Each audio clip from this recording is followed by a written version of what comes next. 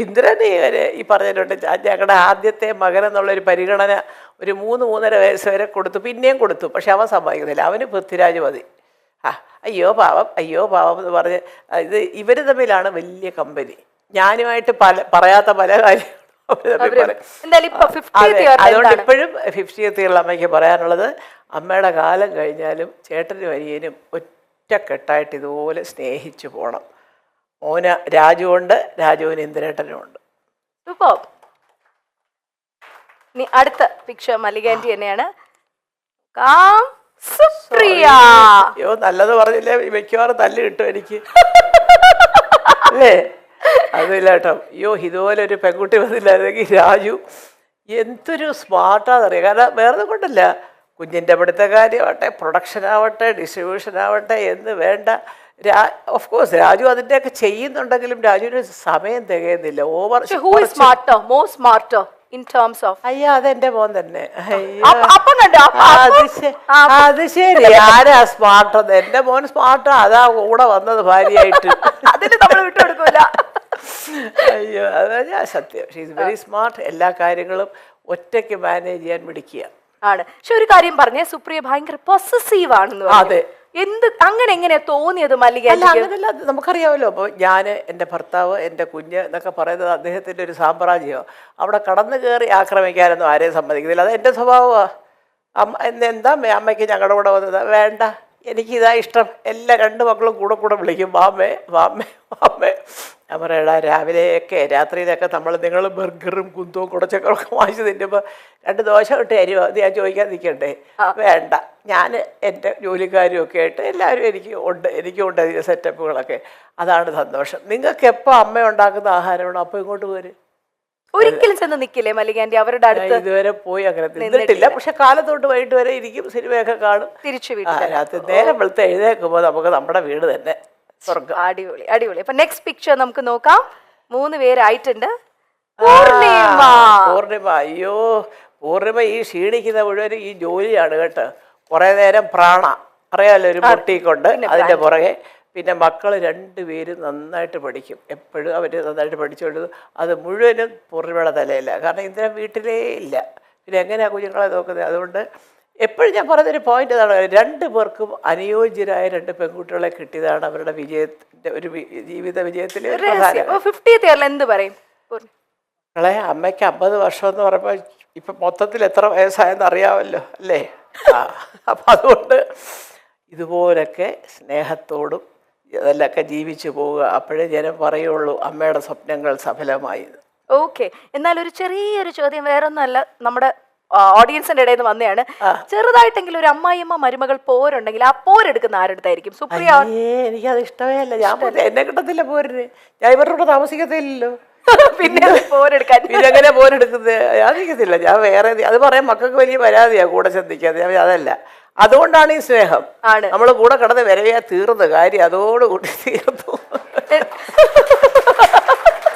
അല്ല, എന്നാൽ ഒരു ഇച്ചിരി മല്ലികാന്റിക്ക് ഇവളെ ഒന്ന് സൂക്ഷിക്കുന്നതാണ് നല്ലതെന്ന് തോന്നിയത് ഇവരിൽ ആരെയാണ്? അതങ്ങനെ ചിന്തിച്ചിട്ടില്ല. ഇനി ചിന്തിച്ച് നോക്കാം അടുത്ത ഇന്റർവ്യൂവിൽ പറയുമ്പോ. ഇതുവരെ അവരെ കൊണ്ട് എനിക്ക് യാതൊരു ഇതുമില്ല. ഞാനിവിടെ വന്നതെന്ന് പറഞ്ഞാൽ ഉടനെ അവരെയൊക്കെ വിളിക്കുകയും ഭക്ഷണം വരെ ഉണ്ടാക്കി കൊടുക്കുക. അമ്മയ്ക്ക് ഇവിടെ കുറച്ച് ചിക്കൻ ഉണ്ടാക്കി അതിപ്പോൾ അങ്ങോട്ട് ഇതൊക്കെ അതറിയാം. ഞാൻ അവിടെ പോയി കഴിക്കുകയില്ല, അത് 2 പേർക്കും അറിയാം. പിന്നെ എന്തെങ്കിലും വിശേഷം പിറന്നാൾ അങ്ങനെയൊക്കെ ഉണ്ടെങ്കിൽ ഞാൻ രാവിലെ ചെല്ലും. അതാണ് വളരെ ഹാപ്പി ആയിട്ട് ഇങ്ങനെ. അതുകൊണ്ടാണ് ഈ ഹാപ്പി ആയിട്ട് പോകുന്നത്. മോളെ സത്യം പറയാൻ പറ്റുന്നറിയോ, ചില അമ്മമാർക്കുണ്ടല്ലോ അവിടെ ചെന്നിരിക്കുമ്പോഴത്തേക്ക് ചിലപ്പോൾ ഒരു പക്ഷേ നമ്മുടെ മോനോട് കുറച്ച് കൂടുതലാണ്, ഞാനിവിടെ ഇരുന്നിട്ട് അവർക്ക് മൈൻഡില്ല, എൻ്റെ മോനെ വിളിച്ചോണ്ട് അങ്ങ് പോയി എന്നൊക്കെ ചിന്തിക്കുന്നവരോട്ട്. അല്ലല്ല, എന്നാൽ ഈ അമ്മമാർക്കൊരു ആൺമക്കളോട് ഒരു പ്രത്യേക ഒരു ഇഷ്ടം അല്ല. അത് പലർക്കും ഉണ്ട്, പൊസസീവ്നെസ് കൂടുതല അമ്മമാർക്ക് ആൺപിള്ളേരോട്. പക്ഷെ ഞാൻ പറയുന്നത് നമ്മൾ ചിന്തിക്കേണ്ടതേ, നമ്മളാണ് ആ സ്ഥാനത്തെങ്കിലും നമുക്കൊരു ജീവിതം വേണ്ടേ? ഞാൻ, എൻ്റെ ഭർത്താവ്, എൻ്റെ കുഞ്ഞ്, അതിനകത്ത് ഒരുപാട്. പക്ഷെ തെറ്റുകണ്ടാ പറയണം, അത് കാണിച്ചത് ശരിയായില്ല എൻ്റെ മോനെ എന്ന് പറയാം. അത് ഇഷ്ടപ്പെട്ടാലും ഇഷ്ടപ്പെട്ടില്ലെങ്കിലും പറയാം. ചുമ്മാ എന്തിനാ? അതാണ് മോളെ വിളിച്ചോണ്ടൊരു സിനിമയ്ക്ക് പോയാൽ എന്നാലും അവൻ എന്നെ വിളിച്ചില്ലല്ലോ എന്ന് പറയുന്ന അമ്മമാരെ ഞാൻ കണ്ടിട്ടുണ്ട്. ഇവർക്ക് പോയി ഒരു സിനിമ കണ്ടൂടെ? അവരുടെ കീഴിൽ തന്നെ 2 പേരുടെ നടക്കുന്നതേ കാണാവോ? അല്ല, അതൊക്കെ ശരിയല്ല. അത് അങ്ങനൊന്നും അമ്മായിയമ്മമാരും വിചാരിക്കരുത്. പൂർണ്ണിമേശീനെ ഞങ്ങൾ വിളിച്ചപ്പോൾ ഞങ്ങളോട് പറഞ്ഞ മല്ലികാന്റി ആണെങ്കിൽ ടേക്ക് കെയർ ചെയ്ത് നോക്കിക്കൊള്ളാം എന്നാ പറഞ്ഞത്. അത്രയും വിലവടാണ്. ഇനി അടുത്ത പിക്ചർ തുറക്കാൻ പോകുന്നു. 50th ഇയറിൽ എന്താണ് പറയാ? അയ്യോടാ അമ്മോ, ഇതാണ് അച്ഛമ്മയുടെ ഒരു പൊന്നുമോൾ. അവൾ എല്ലാം ഉപദേശിക്കും എൻ്റെ മോനെയും ഒക്കെ. സത്യം ഒന്നും അറിഞ്ഞോണ്ടതല്ല, പക്ഷെ പറയുന്നതൊക്കെ ഭയങ്കര സെൻസിബിളായിട്ട് പറയും. അവളൊരു ദിവസം എടുത്ത് ചോദിക്കുക, ക്രിസ്മസ് ഹോളിഡേയ്സ് ആണ് അച്ഛമ്മ, why can't you come and stay with us for 1 week?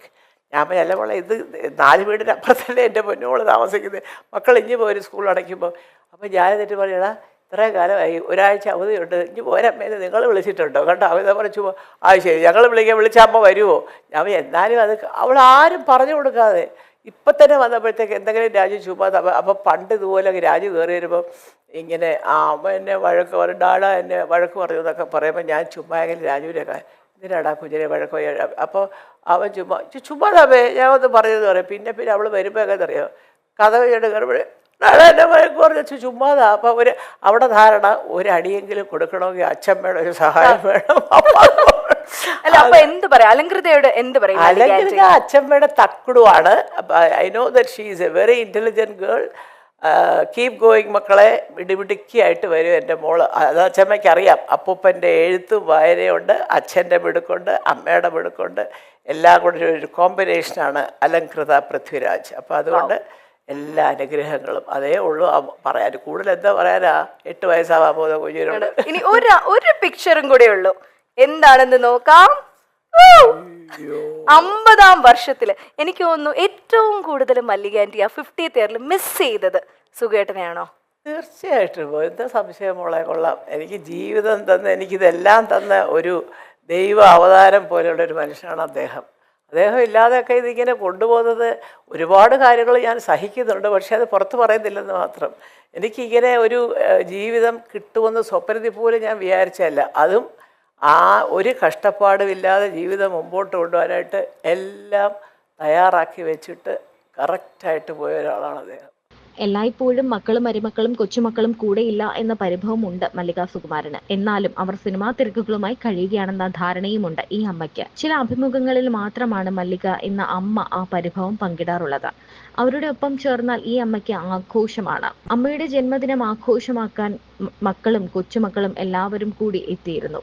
കൊച്ചുമക്കളിൽ മടിയിലിരുത്താൻ പ്രായമുള്ള ഒരാൾ ഇനി പൃഥ്വിരാജിന്റെ മകൾ അല്ലി എന്ന് വിളിക്കുന്ന അലംകൃത മാത്രമാണ്. അല്ലിമോൾ അച്ഛമ്മയുടെ മടിയിൽ ഇറക്കുന്ന വീഡിയോയും ചിത്രങ്ങളും നമ്മൾ കണ്ടിട്ടുണ്ട്.